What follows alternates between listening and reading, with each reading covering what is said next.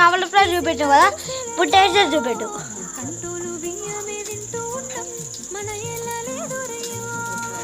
కష్టాలు తోడున్న అందరికీ నా ఒళ్ళని కనిపిస్తలేనమ్మ కొందరికి కష్టాల్లో నేనున్నని.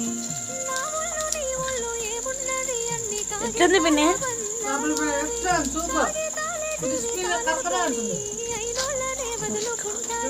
మీరు చూసారు కదా తిన్నది మా పిన్ని.